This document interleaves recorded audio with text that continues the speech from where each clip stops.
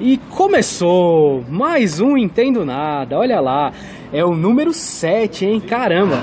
E o tema de hoje é, e esse jeitinho, tem jeito? Tema este apresentado por este que vos fala, Luiz Rossi, e por ele, o rei do jeitinho da cidade de Tiradentes, rapaz, Boa. é ele, Flávio Santos.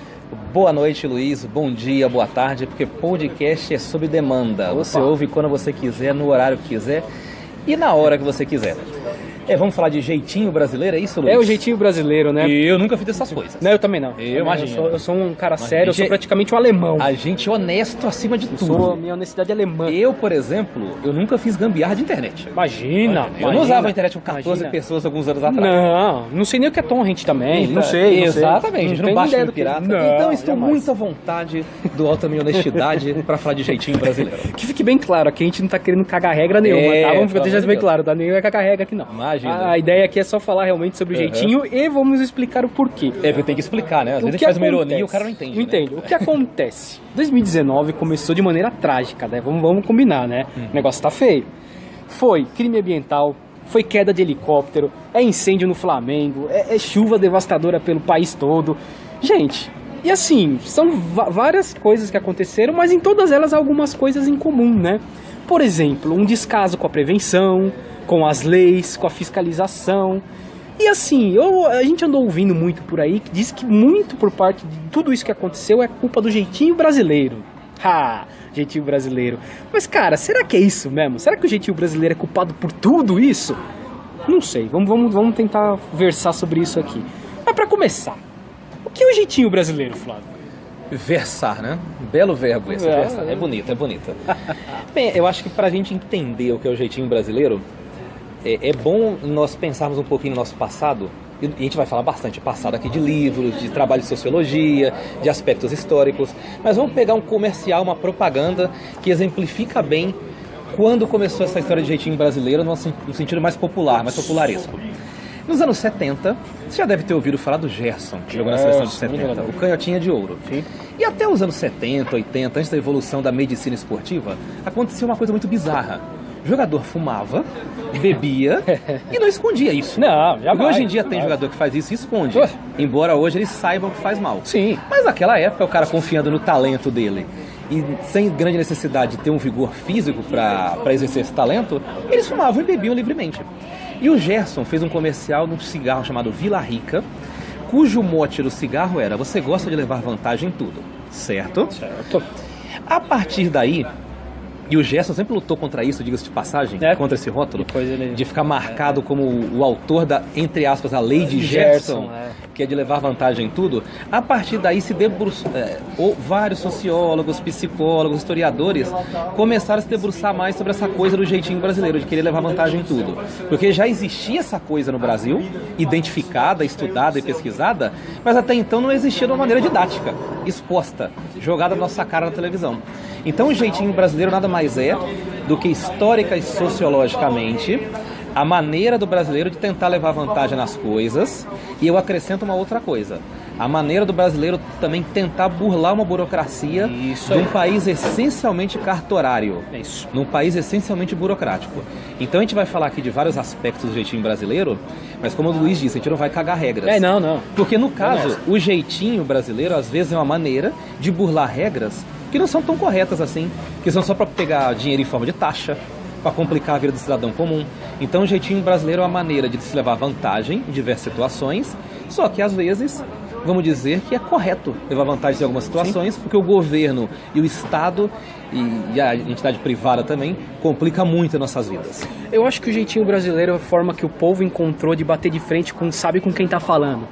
Exatamente. Sabe? Eu acho que é uma boa maneira você falar não só de burocracia, mas do geral. Como você falou, o cara que é mais rico, o poderoso, as grandes empresas, eles, aquela coisa, bate no peito e fala, sabe com quem tá falando? Eu acho que o caso da Vale entra aí. Não foi o jeitinho brasileiro, e foi sim o sabe com quem tá falando. Porque todas as fiscalizações, tudo que foi passado por lá, a Vale dava-se um jeito de forçar as pessoas que passavam. O próprio engenheiro que foi preso, e está preso ainda, acho que ele não está preso ainda, forçando, tipo, dizendo assim, ó, eu sou a Vale. entendeu? Se você passar alguma coisa aqui contra a gente, a sua empresa de engenharia já era, entendeu? Então, muitas vezes o jeitinho brasileiro é a forma que a gente encontra de bater contra ou sabe com quem tá falando.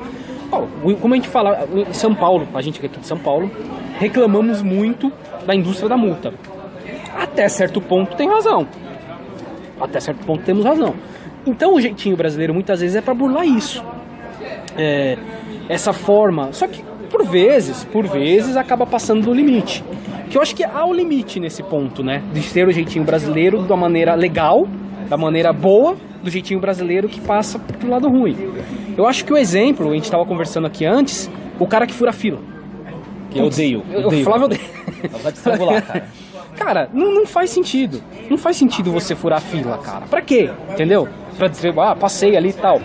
Mas a pessoa que chega, por exemplo, conversando com você e fala, eu tô com certos problemas, eu precisaria... dá pra eu passar um pouco na sua frente e tal. E isso é o jeitinho brasileiro bom.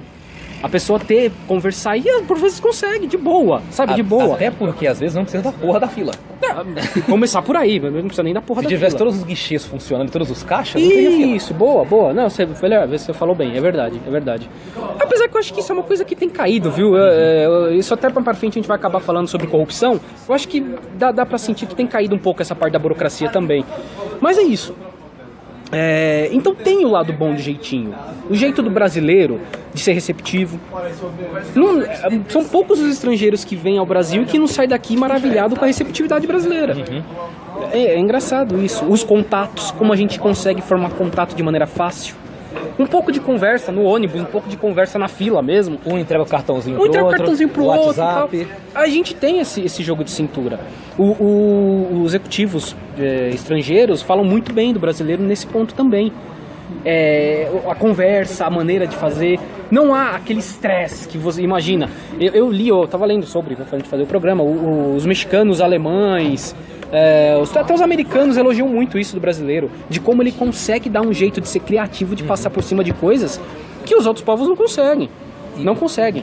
Eu acho que você citou muito bem essa questão do jeitinho brasileiro versus o sabe quem tá falando. Sabe quem tá falando. Eu vou falar aqui no documentário que tem na Netflix, que ele é muito interessante nesse aspecto, sabe com quem tá falando. Sim. O nome do documentário é O Requiem Americano. O Requiem Americano, já ouvi falar. Que ele mostra como foi formada a Constituição Americana. E você vê que todo o sistema, o arcabouço jurídico americano, todo o sistema de leis constitucionais especificamente, ela foi feita por pessoas que eram muito ricas, influentes da sociedade, e para manter isso, para manter o sistema de quem sabe com quem você está falando. Isso. Só que lá, talvez pelo país ficar independente mais cedo, por ter entidades que trabalham em prol dos direitos civis há mais tempos, a distância entre com quem você sabe quem está falando, com um jeitinho americano, vamos dizer assim, é menos que um abismo. Não é uma coisa tão grande assim. Não é uma coisa tão enorme.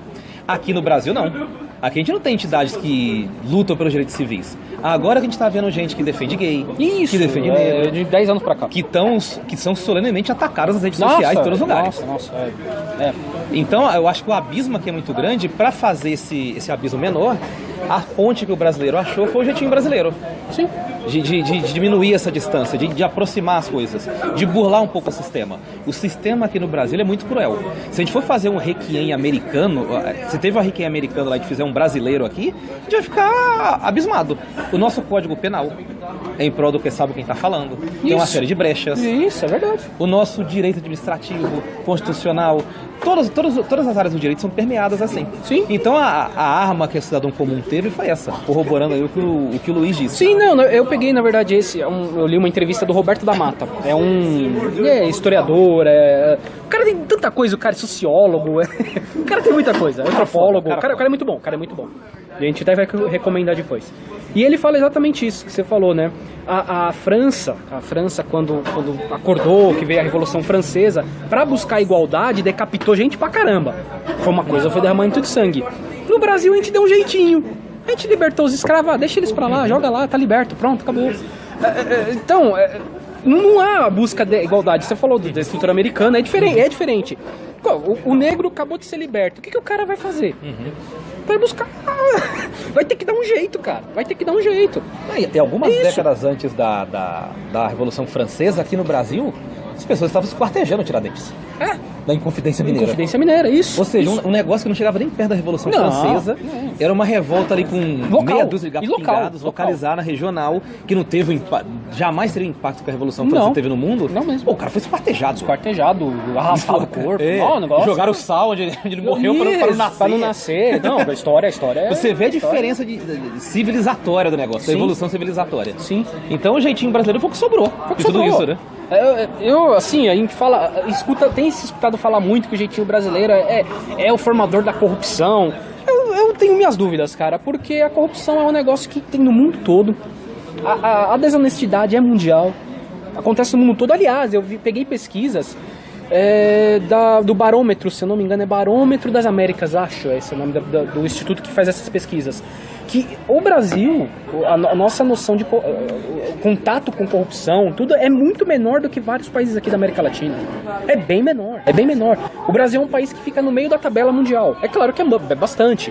A gente vive uma corrupção grande, mas não quer dizer que o jeitinho brasileiro forma corrupção. É uma coisa mundial. Cara, o Japão tem corrupção. E eu acho que não existe um jeitinho japonês. Aliás, é um jeitão japonês. Bom, fechado, acabou. É aquilo ali. Acabou, o japonês é assim. Então, é difícil eu acho que a gente acaba apontando o jeitinho brasileiro porque é uma coisa relacionada ao povo. E claro que a gente adora cagar regra pra povo, né? Não, e tem outra coisa. Geralmente os sistemas de corrupção aqui no Brasil eles são muito complexos para as pessoas entenderem. Se a gente perguntar, por exemplo, como que é uma pedalada fiscal, ninguém sabe aí na rua. Claro que não. Então o que é mais didático de associar? A corrupção é uma coisa ruim. O jeitinho brasileiro, furar fila, fazer alguma coisa mais simples assim, ou a pedalada fiscal? O cara não entende. Então, eu não coloco tudo no mesmo plano. Para mim são dois canais diferentes. Corrupção é uma coisa, para mim, endêmica, sistemática e macro, e o jeitinho é uma coisa micro. É uma coisa do dia a dia, uma coisa do cotidiano, é uma coisa que às vezes é até inocente. Eu tava falando aqui com o Luiz que tem um pouco também dessa cultura da malandragem no brasileiro. Hoje em dia não, hoje em dia todo mundo é bunda mole no meio do samba, sabe? Samba. Meio bunda mole. Samba burguês. Eu sempre ouvi desde criança, meio Nutella o negócio, todo mundo bunda mole, né? O máximo de ousadia que o cara fala é que vai pegar 3 mulheres na noite. Isso aí é o auge da malandragem do cara, né? Até os anos 70 e 80 e começo dos anos 90, você tinha aí o Bezerra da Silva, você tinha o Dicró e tinha o Moreira da Silva, que eram os 3 tenores do samba. Os caras exaltavam a malandragem. O que parecia na música? Eu dei um cheque borrachudo. Pra você que é moleque que não sabe o que é um cheque. Você não sabe nem o que é o cheque, né? Um cheque borrachudo. O cheque era como se fosse uma coisa, um cartão de crédito, só que de papel. Você escrevia seu nome, o valor, e colocava a data que ia pagar. E fazia 2 riscos assim, cruzados. Pra não poder sacar. Porque o comerciante às vezes ia dar um jeitinho e ia sacar seu dinheiro antes da data. Já na hora, já. Então você cruzava pra não ter jeitinho. Aí o que o Bezerra da Silva fazia? Ele fazia lá uma música exaltando o cheque sem fundo, o cheque borrachudo. Pô, que eu fui lá, saí com a nega véia, não sei o que, fui no boteco, passei um cheque sem fundo. E passei o dia me escondendo do comerciante do boteco por causa disso. Então uma coisa que traz um pouco da malandragem do brasileiro, que existiu no futebol, quando o Newton Santos deu o passinho pra fora da área, na Copa de 58? 54, do Newton Santos 54. Ele passou pela Espanha, mas... Não, que ele deu... 58. Que ele fez um pênalti. 58. E aí, malandramente, isso foi muito exaltado, né? Os jornalistas na época, muito legal, né? É muito foda, o cara é muito malandro.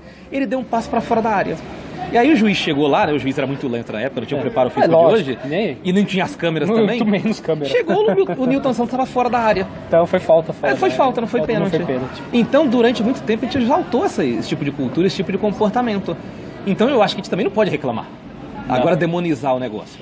Além de ser uma coisa contra o sistema, de burlar um pouco o abismo burocrático da coisa, e durante muito tempo exaltou. Muita gente ganhou dinheiro vendendo o jeitinho brasileiro. Tanto a mídia, quanto o mundo artístico do samba, do rock, de todo mundo, cara. Todo mundo ganha dinheiro com o jeitinho brasileiro. As novelas sempre tinham malandro, né? Eddie Johnson. Pô, mas é ruim, só queria falar, é ruim pra caramba. Não, é ruim, o cara só faz ele, faz o papel dele, né? Faz o papel dele, ele é aquilo ali. É ele com a pintinha no rosto, de sunga na praia, eu trabalho de mecânico cheio de graça. É isso, é o Eddie Johnson. É engraçado pra caramba. Inclusive, foi bom você falar de novela, teve um personagem do Reginaldo Faria, numa novela, Vale Tudo, que terminou a novela, vocês podem procurar no YouTube depois. Da banana. Ele tava num jatinho voando, fugindo do Brasil, era um personagem corrupto, e deu banana pro Brasil. Uma grande banana. Tem símbolo maior que esse? Não, tem nada. Uma autêntica banana terra, dada pro Brasil. Tem nada. É isso, cara. O jeitinho é isso. Agora a questão que eu falei do jeitinho, dos seus limites e tal. Vamos falar de um assunto meio chato aqui. Foi a queda do helicóptero com o Boechat, que o Boechat faleceu. O dono do helicóptero era o dono da empresa. E ele não podia fazer taxiamento aéreo, tá? Ele não podia ter feito, ele não podia pegar a pessoa e levar de um ponto a outro. Não podia fazer isso. Aí é que tá, eu vou colocar, eu não tô dizendo que foi o caso dele e dessa empresa, mas de maioria das empresas do Brasil, e eu me coloco porque eu tenho uma empresa, você tem que às vezes dar um jeitinho pra você poder sobreviver, passar pela burocracia e tal. E assim, hoje eu trabalho como designer gráfico, mas eu trabalhei sempre com gráfica, né? Então, eu via muitas vezes a maneira de, por exemplo, autorização de nota fiscal. Precisava ir lá em frente, bater de frente com o fiscal para o cara poder deixar você fazer uma nota fiscal, para a empresa poder fazer a nota fiscal e a gente rodar a nota fiscal pro cara. Cara, quantas vezes a gente não teve que dar um jeitinho para passar por aqui e por ali, porque a empresa estava cheia de dívida, mas ela precisava emitir nota fiscal para poder ganhar dinheiro, para poder pagar as dívidas. Cara, é normal. Ou a gente falou um pouco antes aqui conversando dos camelôs de rua. Eu tenho um exemplo pra dar. Sim, grande exemplo, pode falar. Eu tenho um amigo meu, Vinícius, inclusive um abraço pra ele. Opa, salve aí. Salve. Eu vou pedir pra ele ouvir depois, pra ele ouvir esse então, salve improvisado no meio do programa. Isso aí. O Vinícius, ele mora na minha rua, é meu vizinho de frente, e ele tem uma Montana, aqueles carros com a caçamba, e ele põe umas carteiras de ovos ali e vende na minha rua.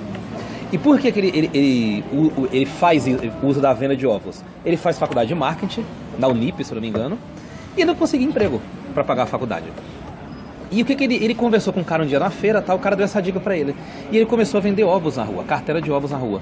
E tá conseguindo pagar a faculdade assim. Inclusive eu acho até que ele terminou já nesse semestre. Que legal. Ele se formou e tal.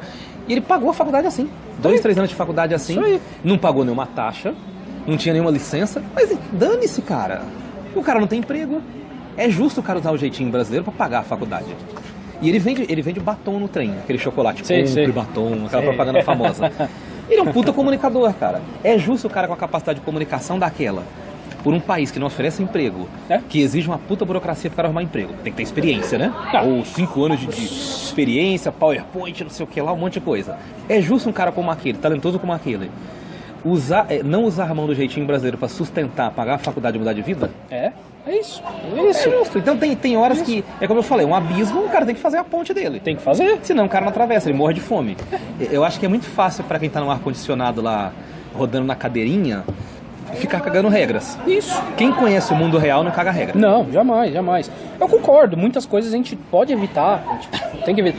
Eu postei sobre o Boechat lá no Facebook do Entendo Nada, aliás, podem acessar lá, depois no final a gente vai passar os canais de contato. Sobre o Boechat e tal, aí veio o Jair, nosso fã. Grande Jair e eu só falei do Boechat, ele colocou lá, mas o piloto tal. Eu falei, sim, piloto tal, é verdade, a gente esquece. Só que ele não podia fazer esse trabalho. Então, eu não sei se é o caso, como eu falei, de algumas empresas que necessitam dar o jeitinho para poder sobreviver. Não sei se era o caso dele, mas ele não podia estar fazendo isso. Podia ter sido evitado. E aí? É complicado, é o limite, é como a gente falou, existe um limite para as coisas. Se você está na estrada, na rodovia, a rodovia pede para você andar a 110, seu carro chega a 200. Se você bater seu carro a 200 e matar alguém, você tá errado, cara. Tá errado. Ah, mas eu sei dirigir meu carro, dane-se, não tem que passar do 110, 120. Ponto. São os limites que a gente tem que ter. E aí é que tá. Qual é o ponto? Qual que é o limite do jeitinho? É difícil debater. Agora, se a gente apontar pro cara que é camelô vendendo lá o ovo dele, você falar pro cara, você tá errado, você tem que pagar imposto. Não, cara, o cara não tem. É difícil os limites que a gente tem que impor. Aliás, eu quero até falar uma coisa aqui. Você que denuncia camelô do metrô e do trem, você é um Zé Ruela. Você é um Zé Ruela. Fica mandando SMS pra CPTM pro metrô, você é um Zé Ruela. Porque eu já vi gente em rede social falando que fica incomodado com barulho. Tem. Claro que tem. Deixa o menino vender o batom lá. Deixa o cara vender o pessoal vender o chocolate. Deixa o pessoal em paz. E foi até bom você falar das tragédias aí, Luiz. Sim. E você falou do trânsito.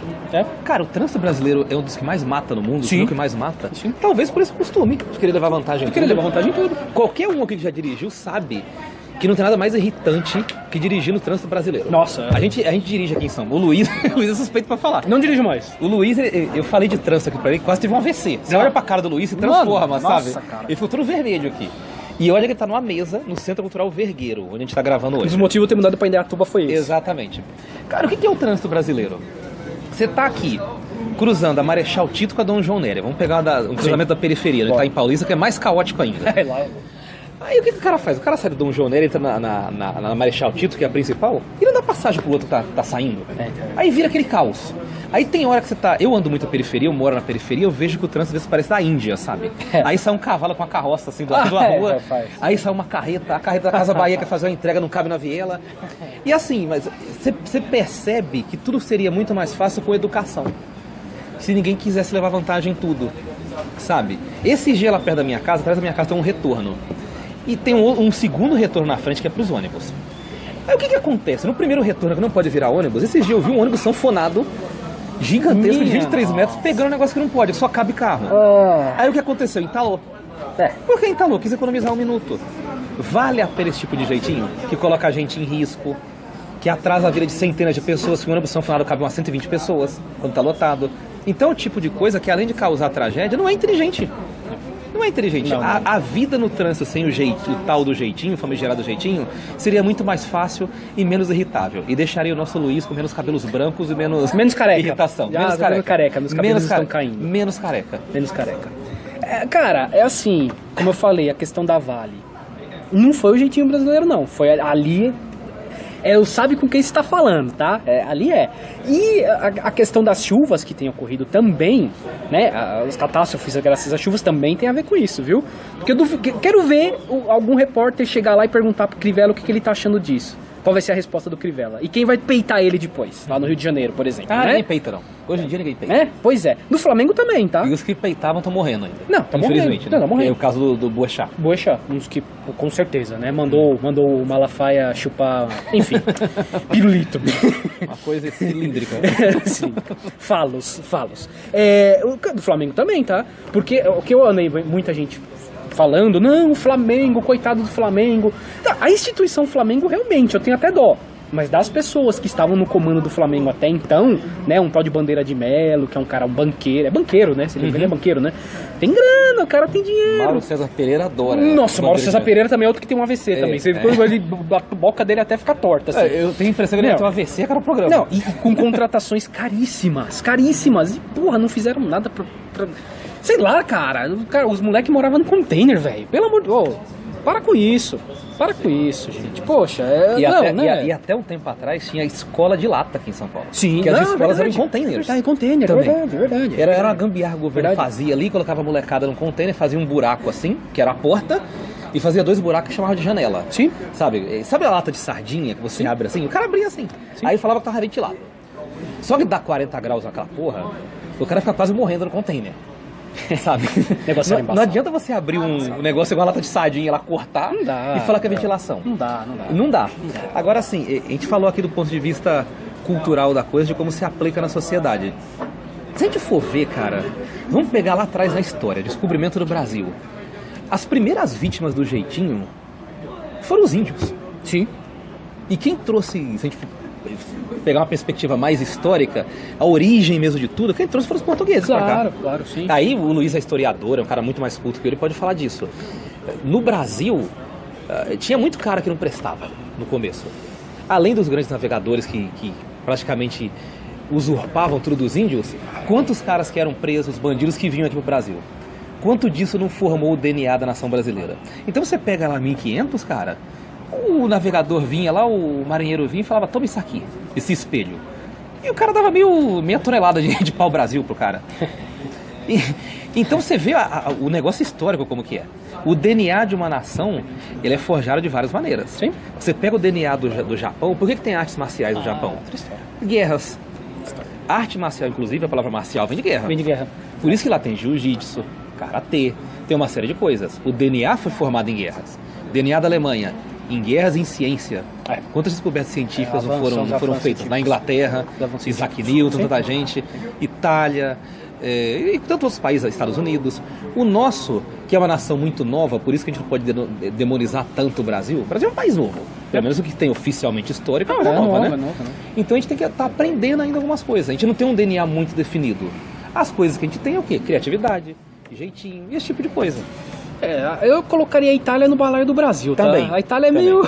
É o Brasil da Europa. A Itália é meio brasileira. Inclusive, até a gente tem muito italiano aqui, vem muito italiano pro Brasil, daí então tem um que a ver aí também. Historicamente, tem um famoso historiador já falecido, o pai do Chico, que é o Sérgio Buarque de Holanda. Era legal pra caramba pra ler, viu? Não, é difícil de ler. Não, o cara era um doido de pedra, né? Depois eu até conto uma história aqui, um professor meu de história que eu tive na faculdade, que foi aluno do Sérgio Buarque. Depois eu vou te fazer uma pergunta sobre esses caras aí. Ele coloca, existe o livro Raízes do Brasil, e o central desse é o que o brasileiro é cordial. Quando você escuta isso, ou lê isso, você imagina, o brasileiro é uma pessoa bonzinho, legal, bonzinho. Pra caramba. Não é isso que ele quer dizer com cordial. Cordial que ele quer colocar aí é do coração. O cara que age pela emoção, não pela racionalidade. E, por isso, por ser emotivo, ele é muito pessoal. Ele pega as coisas. Nosso governo hoje realmente é todo familiar, né? Eu preciso colocar por aí. O atual governo é totalmente familiar. Nepotismo total. Total. Não é nem questão de nepotismo. Você pega aquilo como se fosse seu. O brasileiro tem isso, né? A gente trata as coisas como se fosse nossa, assim, de ser meu, mas não nosso de cuidado, de ser meu. Peguei pra mim, não dou pra ninguém. Um objeto, uma coisa egoísta, eu não pego pra mim, não dou pra ninguém. Não é que você vai cuidar, tanto é que nossos parques públicos, são públicos, é tudo uma desgraça, né? Porque não é de ninguém, né? Vamos colocar assim, não é de ninguém. Ninguém pega pra si. Porque se pegar pra si, ninguém mais usa. E o brasileiro é assim. Aí a gente acaba colocando o brasileiro assim.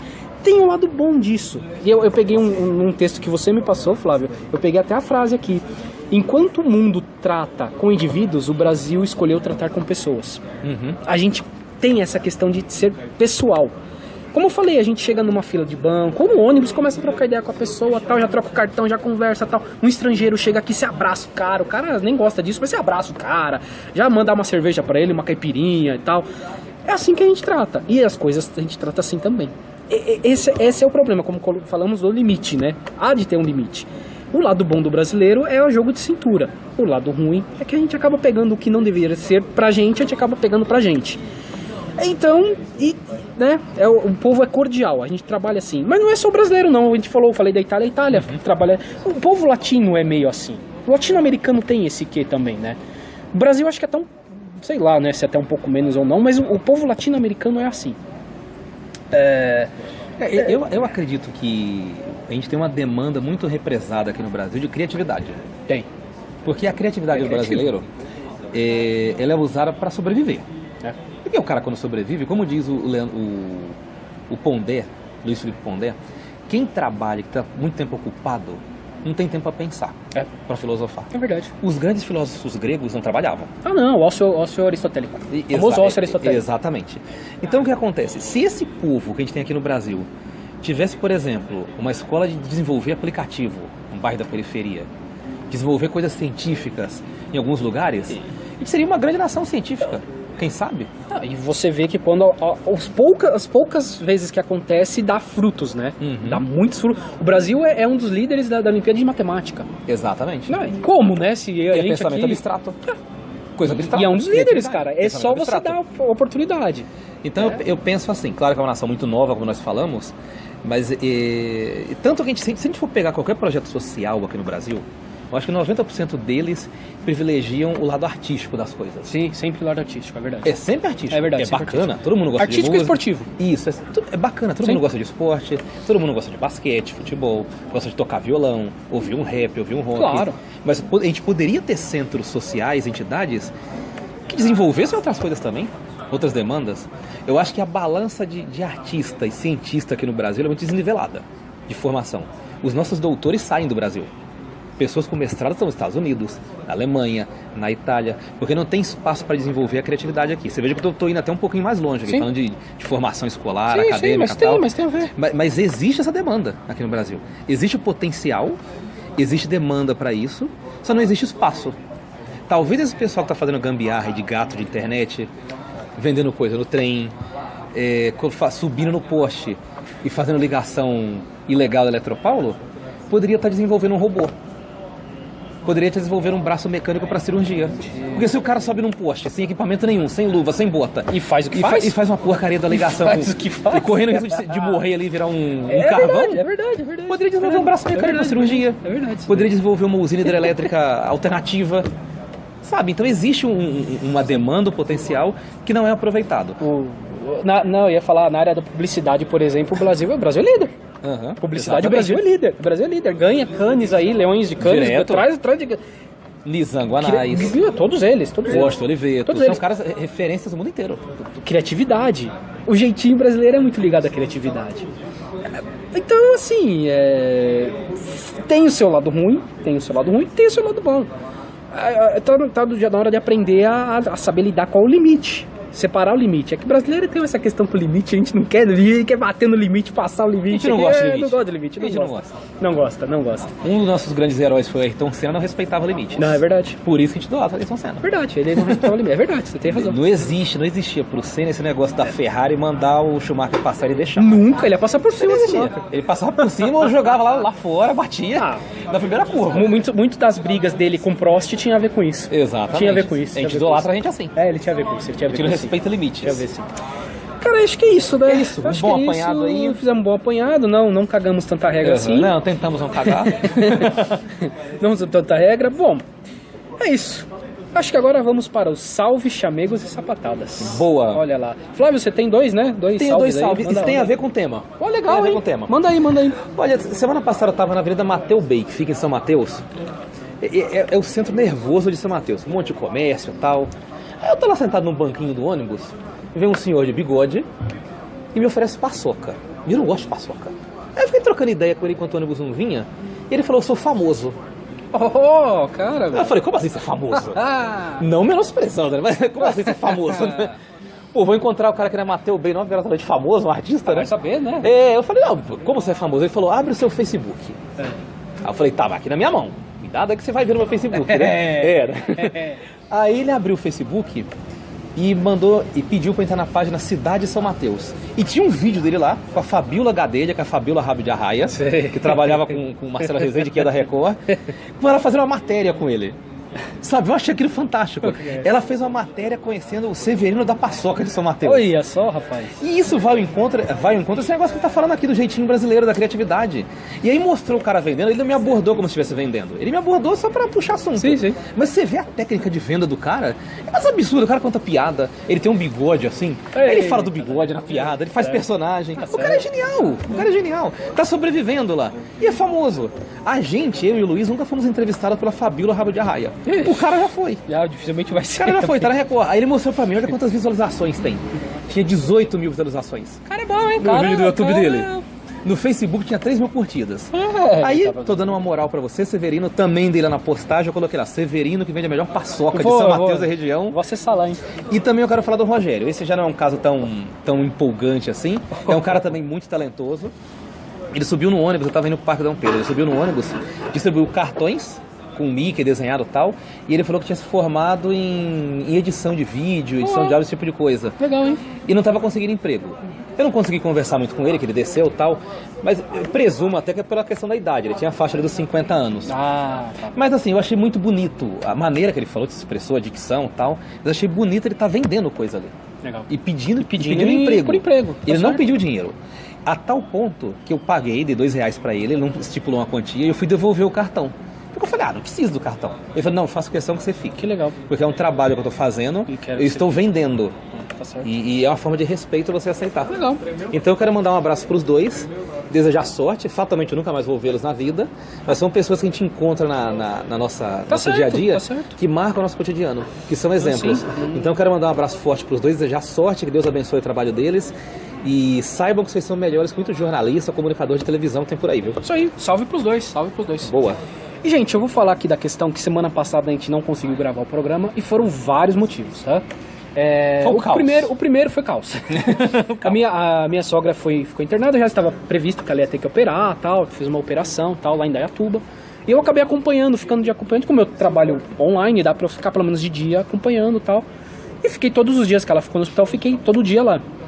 Graças a isso, provavelmente, eu acho que eu peguei uma gripe e minha voz foi pro ralo. Quase pereceu. Mas não é isso. Eu queria mandar um salve pro doutor que fez a operação nela, o doutor Cassiano Ricardo Pontes de Toledo. Vou te falar uma coisa. Parabéns, doutor. Todos na cidade de Indaiatuba falam bem do doutor. Todos. Doutor Cassiano, rapaz, o cara é bom. E eu vou te falar uma coisa, a operação que ela fez não foi uma operação fácil. Foi do que a cirurgia? Ela operou, teve um tumor na região do intestino, teve que tirar. Delicado. Então, delicado. Ela em 3 dias já estava em casa. Eu falei, cara, a recuperação, isso tem a ver com a maneira como... Não só ele, como toda a equipe do hospital, o Hospital Oliveira, Augusto Oliveira de Camargo, bom hospital de Indaiatuba, SUS, tá? Vamos deixar claro, SUS, tudo grátis. Então o sistema de saúde lá é bom. Funciona bem. Indaiatuba funciona bem. Tem gente que reclama porque não conhece aqui em São Paulo. É isso. Reclama de barriga cheia. Não, reclama de barriga cheia. Vai lá pro Hospital de Parelheiros pra ver o que é. Não. M-Boi Mirim. Não. Então, um salve para todos, produtor, e para toda a equipe médica. E um salve que eu acabei esquecendo nas outras semanas, que o Flávio aqui, num programa a gente acabou falando sobre o Corinthians, né? Sobre a camisa do Corinthians. Exatamente. Eu associei uma coisa muito positiva, né? E a Fernanda Carvalho, que é amiga da minha irmã, veio falar, não pode falar isso, o programa é bom, mas não pode falar isso. Então, é uma sapatada corintiana, tá? Fernanda Carvalho. Um salve pra você também, tá? Ok, não vou esconder minha carteira. Tá eu nem quero falar muito. Falar mais. Bem, eu nem quero falar muito de futebol. aliás, eu tenho que colocar aqui que se eu tivesse apostado alguma coisa... Se eu tivesse apostado alguma coisa lá no Valdir Bigode, eu tinha ganho.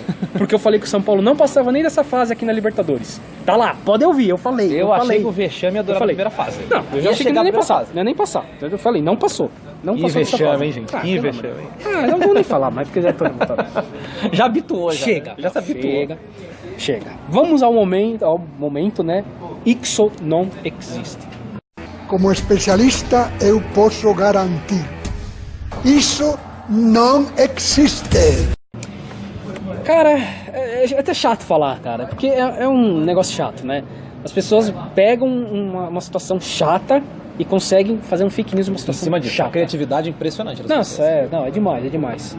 Estão dizendo, foi uma notícia correndo por aí. É sempre assim, estão dizendo que a morte do Boechat foi um atentado. Meu Deus. Porque ele tinha informações sobre o Hélio Bispo, que foi o cara que deu a facada no Bolsonaro, então ele tinha informações, que ele ia divulgar as informações, então mataram ele.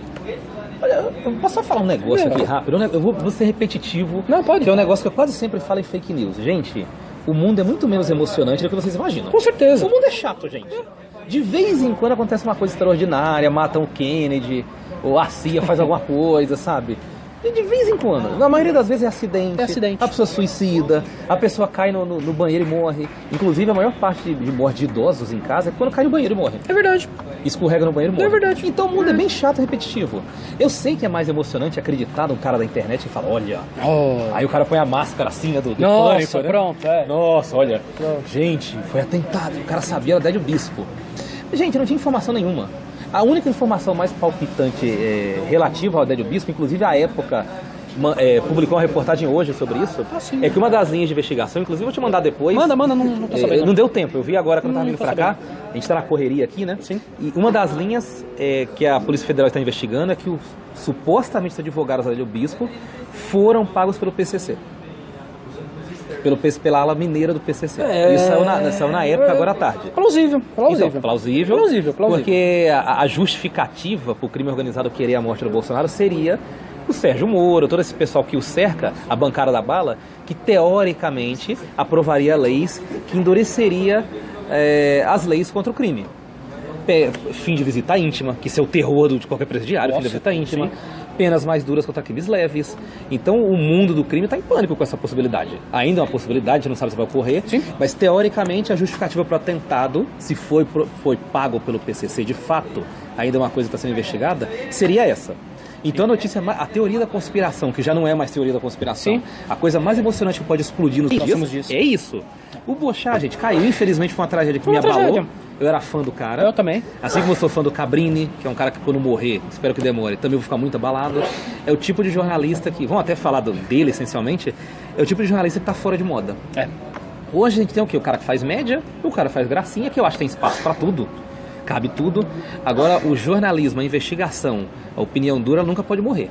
Você pode dar sua opinião engraçadinha, pode fazer sua palhaçada, tem espaço pra tudo. Eu sou um cara que cresceu no jornalismo ouvindo Estádio 97, por exemplo. Sim. Eu sou fã da Léo Oliveira, que é um cara engraçadíssimo. Sim, ele é. Mas tem espaço pra tudo, gente. E quando morre um cara como o Boechat, além da tragédia, da família, além da tradição. Você imagina, o cara pulou do helicóptero, o helicóptero caiu em cima dele, foi um negócio escabroso. A gente perde um cara combativo.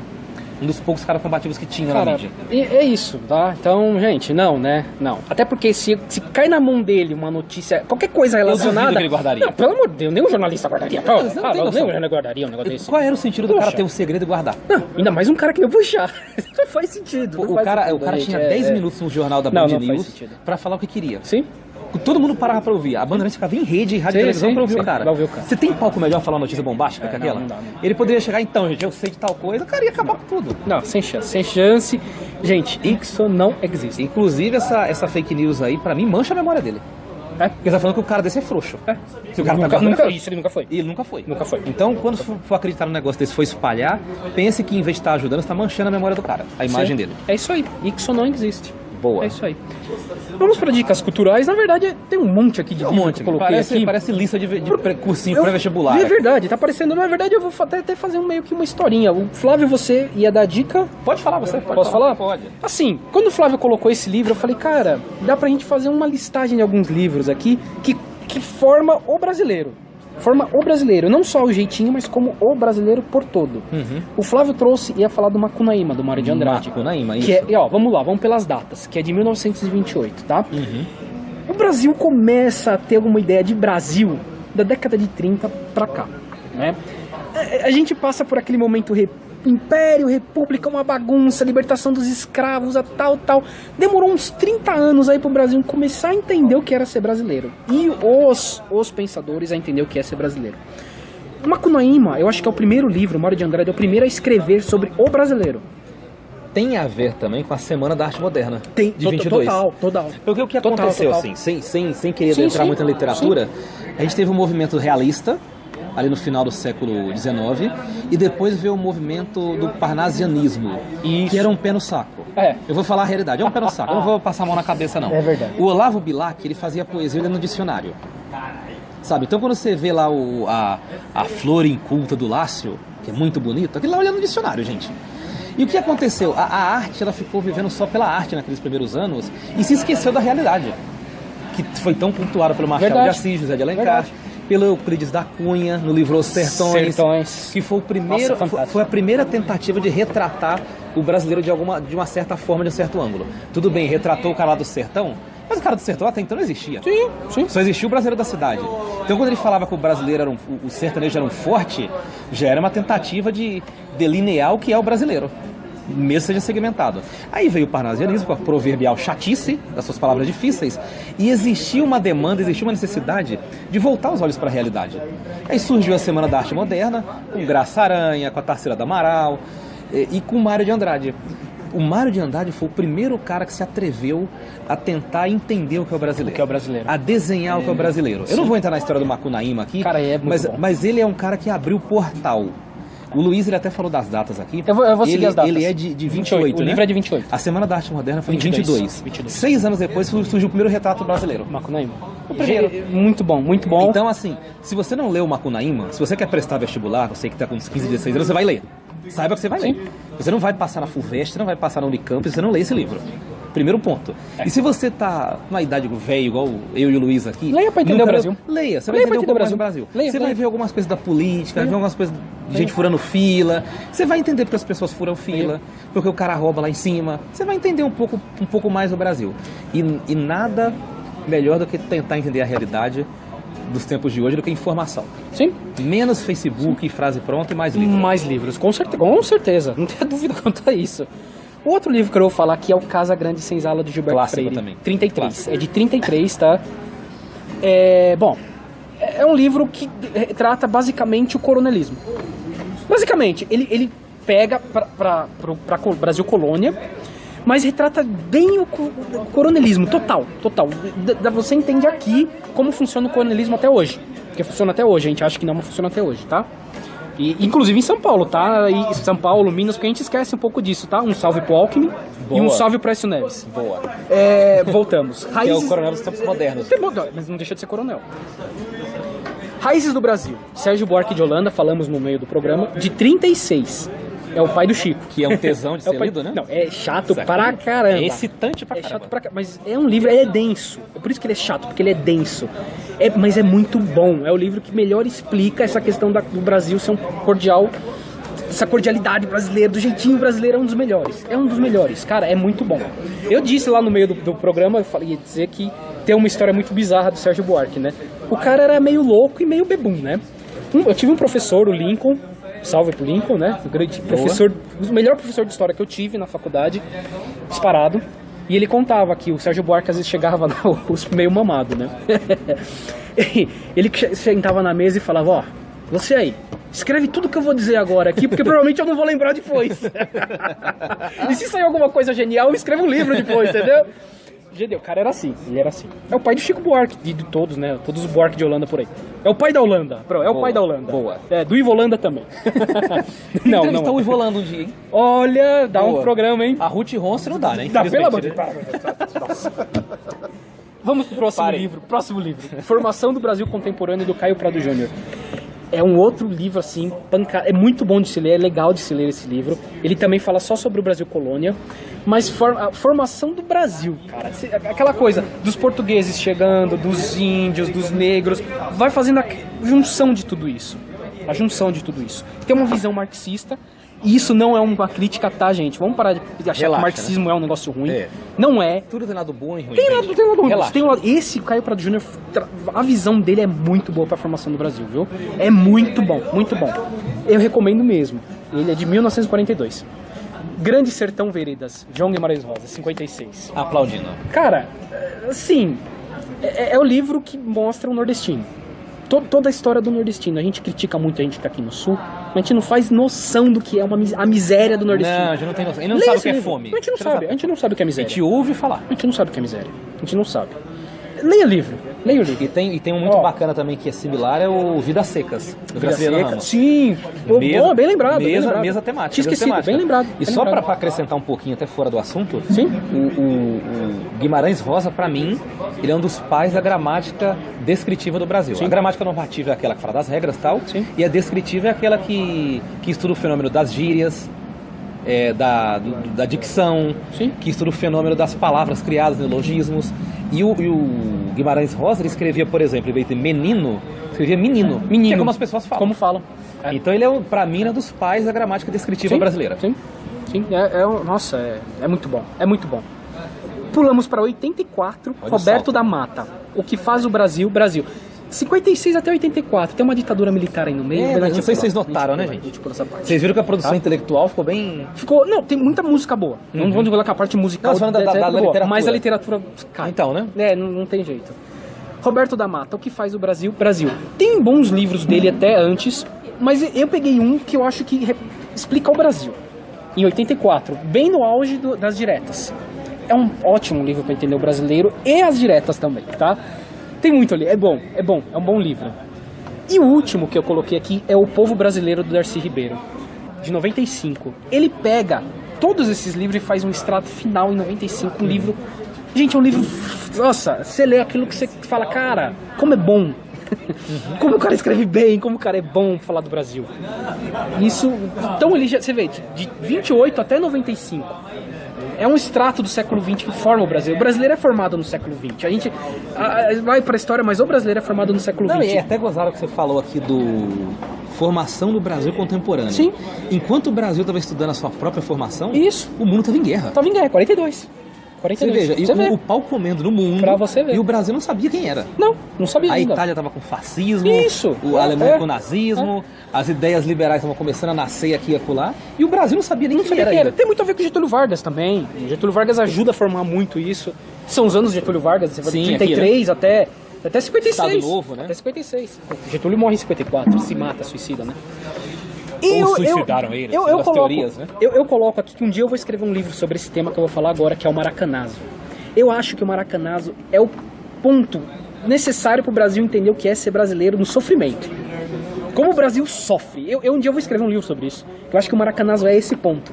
Eu coloquei aqui só por causa disso, porque eu acho que o Maracanazo faz parte da formação do brasileiro. Faz parte do ideário de tudo, do brasileiro. Um dia eu vou escrever um livro sobre isso. Eu tenho ainda essa ideia, tá? Mas é isso. São esses os livros que eu coloquei aqui.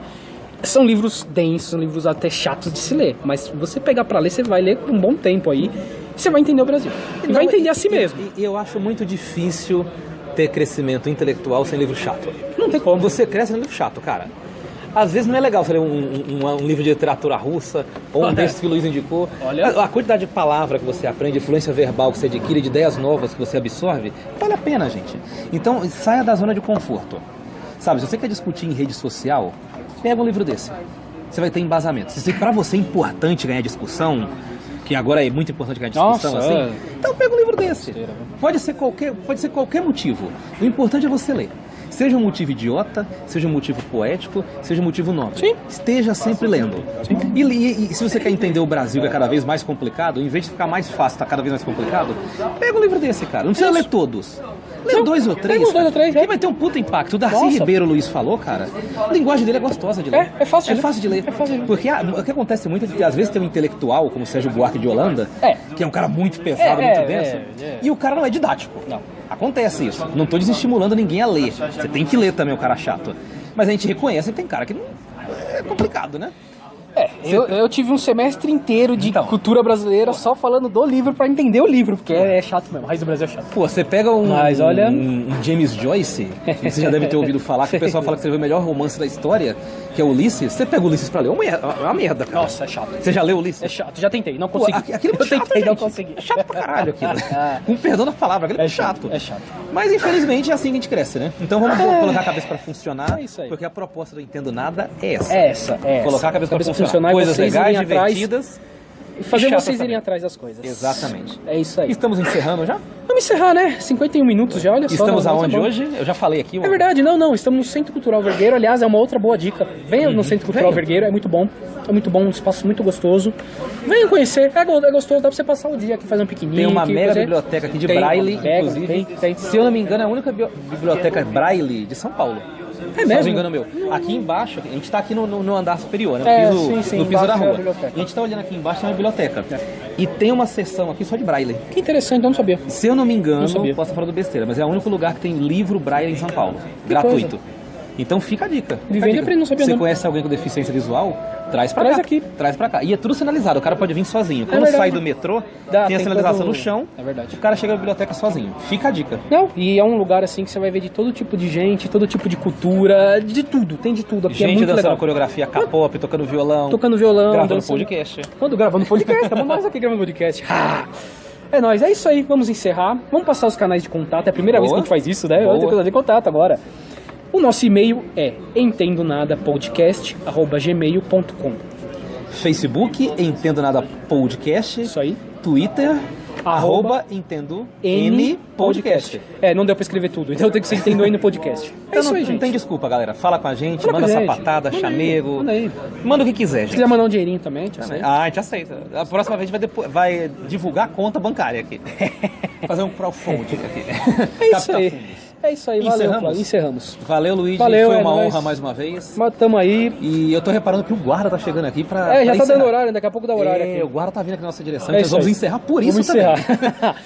Valeu, gente. Falou. Abraço. Tchau, tchau. Fui.